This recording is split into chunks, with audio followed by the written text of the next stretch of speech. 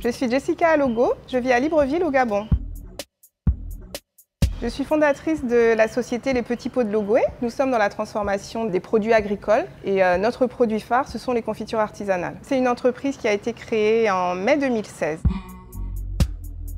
Mon ambition, lorsque j'ai créé mon entreprise, c'était de valoriser les produits agricoles du terroir gabonais, de créer des produits d'exception à partir des fruits et des légumes de notre terroir. L'autre ambition aussi, c'était de dépoussiérer et de redorer un peu l'image des produits qu'on a, Made in Africa, qui n'est pas toujours une image très positive et pas très sexy, j'ai envie de dire.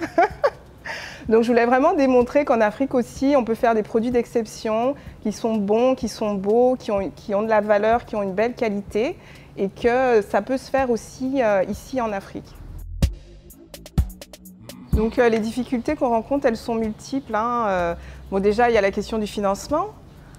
Comment lever des fonds quand on est une start-up, les banques ne prêtent pas, et même quand elles prêtent, les taux d'intérêt sont tellement élevés en fait que ce n'est juste pas envisageable. Mais à part le financement aussi, il y a l'accompagnement technique. Donc ça aussi, ça a été une grosse difficulté au début, bon, qui l'est toujours, mais sur laquelle on travaille au quotidien, du coup, avec des partenaires à l'étranger, ce qui implique des coûts très élevés, et puis ça réduit aussi notre vitesse à grandir, en fait, parce que si on pouvait avoir l'expertise ici, localement, avec des intervenants sur le territoire, ce serait quand même beaucoup plus efficace et beaucoup plus rapide. Donc on ne grandit pas aussi vite qu'on le souhaiterait, parce qu'on a ce manque d'accompagnement technique en tout ce qui est développement de produits agroalimentaires.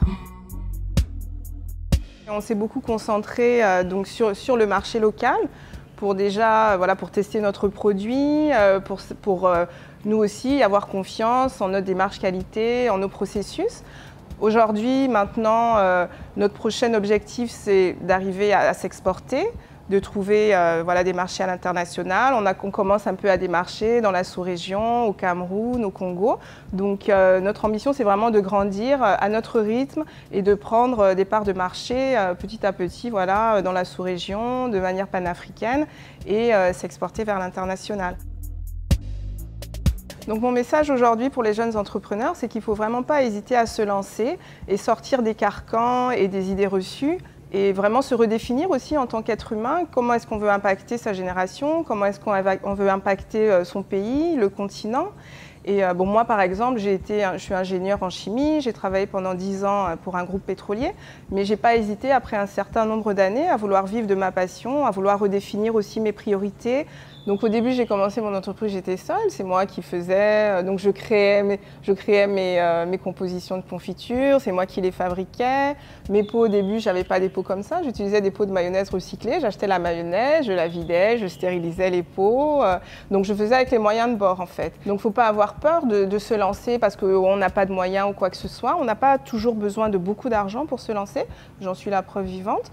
Donc on peut commencer petit et grandir à son rythme jusqu'à atteindre ses ambitions. Ça prend beaucoup de discipline, ça prend beaucoup de rigueur et ça demande aussi de se projeter dans l'avenir, mais c'est pas impossible, la preuve je l'ai fait.